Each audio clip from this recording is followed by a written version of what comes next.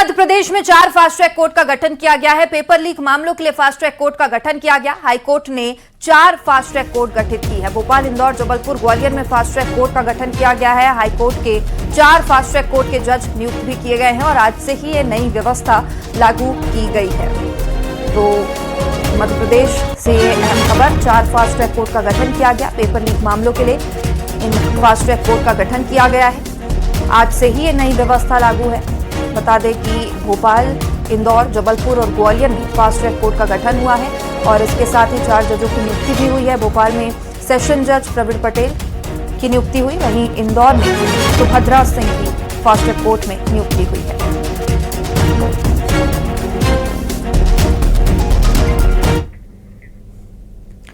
और वहीं मध्य प्रदेश के पूर्व मुख्यमंत्री और सादगी के प्रतीक स्वर्गीय गोविंद नारायण सिंह की आज अंतिम जयंती के अवसर पर उन्हें सीएम डॉक्टर मोहन यादव ने श्रद्धांजलि दी।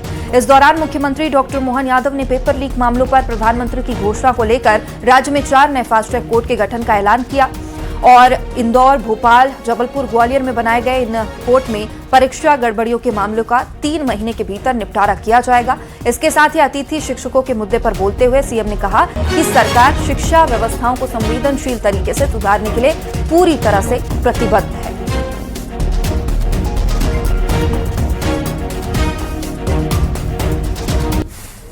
माननीय प्रधानमंत्री ने परसों अनाउंस किया और मध्य प्रदेश उन राज्यों में से जिसने सबसे पहले हमेशा कोई भी निर्णय प्रधानमंत्री का होता है और उसको लागू करने वाला पहला राज्य मध्य प्रदेश बनता है। कल हमने अपने प्रकार के समसामयिक ऐसे द्रुत गति से चलने वाले मुकदमों के निवारण की दृष्टि से, उन पर क्रियान्वयन की दृष्टि से 4 फास्ट ट्रैक कोर्ट की घोषणा की है, जिसमें ऐसे तमाम प्रकार के अपराधी जो किसी भी प्रकार की कोई परीक्षा या परीक्षा से जुड़े हुए किसी भी घटनाक्रम में जिन पर मुकदमे बनते हैं तो 3 महीने से कम समय में फास्ट ट्रैक में उनका निराकरण होगा।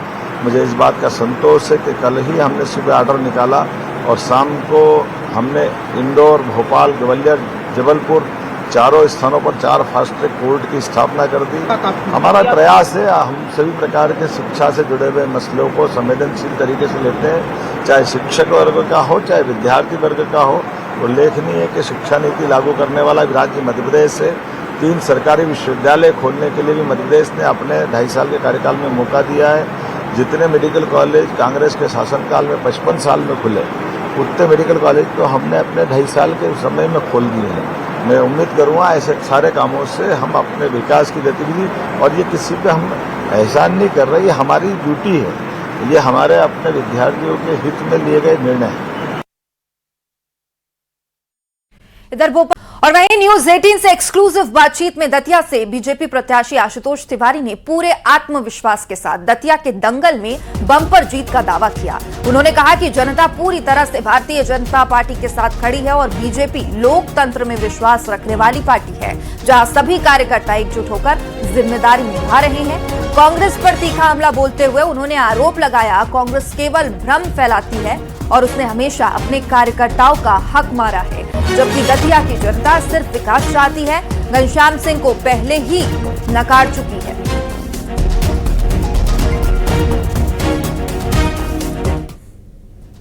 भारतीय जनता पार्टी की सरकार है और सभी मतदाताओं में पार्टी की सरकार की स्वीकारता है और इसलिए स्वाभाविक रूप से मेरा केवल सभी से आशीर्वाद लेने का लगातार क्रम चल रहा है। मैं सौभाग्यशाली हूं इस मामले में कि सबका अपार समर्थन, अपार आशीर्वाद मुझे मिल रहा है। प्रत्याशी के नाते भारतीय जनता पार्टी को मिल रहा है। प्रदेश में डॉक्टर मोहन यादव जी की सरकार है, डॉक्टर मोहन यादव जी को मिल रहा है और माननीय मोदी जी के प्रति आम सभी मतदाताओं में बड़ी अपार श्रद्धा है। तो सबका आशीर्वाद भारतीय जनता पार्टी के साथ है। दतिया में चुनाव आया, जो घनश्याम सिंह जी 18 वर्ष दतिया से गायब रहे, उम्रदराज होने के बावजूद उनको चुनाव लड़ने का ऐसा मन भरा कि दतिया के जो कांग्रेस के मूल कार्यकर्ता है, मैं विचारधारा से सहमत नहीं हूं, विचारधारा तो सीधा है, एक देश को जोड़ने वाली, एक तोड़ने वाली, पर ठीक है, उनकी अपनी विचारधारा है। तो तो मूल कार्यकर्ताओं का हक मार के 2.5 वर्ष बाद जनादेश की धज्जियां उड़ाते हुए दतिया के मैदान में फिर से वो उतर गए। मुझे लगता है कांग्रेस कुछ भी कहे, कहीं से कहीं तक दतिया का मतदाता बड़ा जागरूक है, वो कांग्रेस के मुगालते में आने वाला नहीं है। पारा इन दिनों 7वें आसमान पर है। आज मुख्यमंत्री डॉक्टर मोहन यादव दतिया के दौरे पर रहेंगे। दोपहर लगभग 2 बजे मुख्यमंत्री दतिया पहुंचेंगे, जहां वे बीजेपी के पक्ष में ताबड़तोड़ चुनाव प्रचार करेंगे।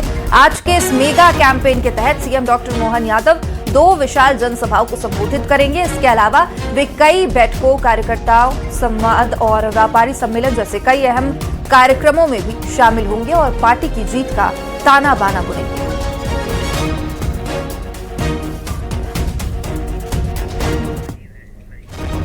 और हमारे सहयोगी राजीव इस वक्त हमारे साथ लाइव जुड़ चुके हैं। राजीव, आशुतोष तिवारी ने पूरे आत्मविश्वास के साथ जीत का दावा किया है और वहीं आज सीएम डॉक्टर मोहन यादव का भी उनके पक्ष में दौरा रहने वाला है।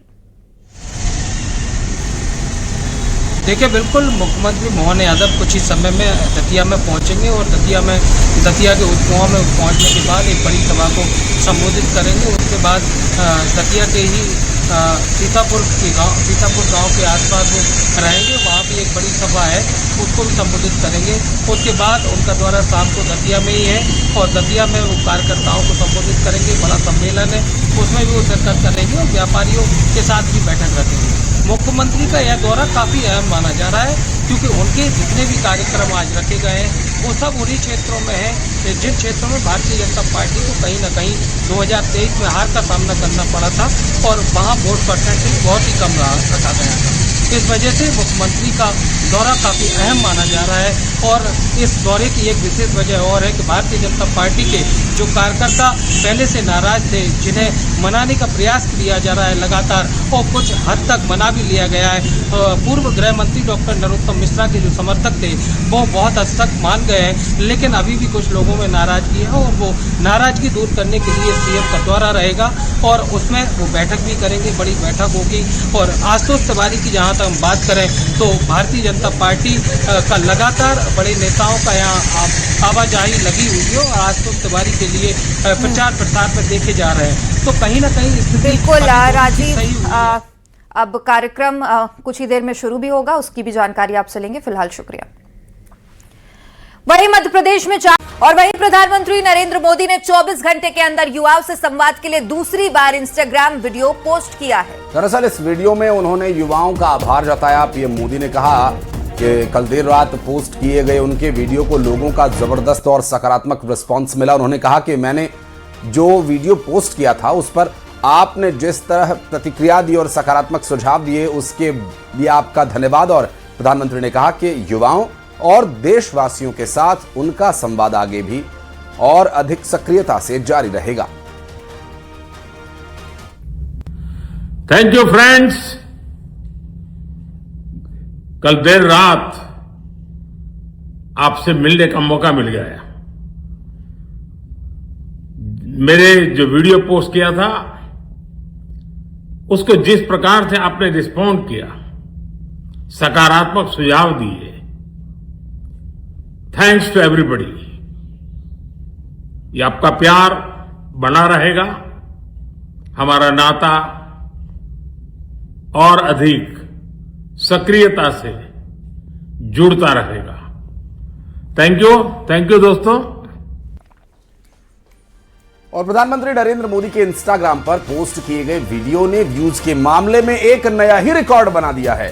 दावा है कि पेपर लीक पर युवाओं को संबोधित करते हुए पोस्ट की गई पीएम मोदी के वीडियो को पहले ही 24 घंटे में 30 लाख यानी कि 303 मिलियन से ज्यादा व्यूज मिले हैं। और दावा यह भी कि ये 24 घंटे में सबसे ज्यादा देखी गई इंस्टाग्राम रील है। और इसके साथ ही प्रधानमंत्री के इंस्टाग्राम अकाउंट पर फॉलोअर्स की संख्या में भी करीब 10 लाख की बढ़ोतरी यानी 1 मिलियन फॉलोअर्स और जुड़ गए हैं प्रधानमंत्री नरेंद्र मोदी के इंस्टाग्राम हैंडल से।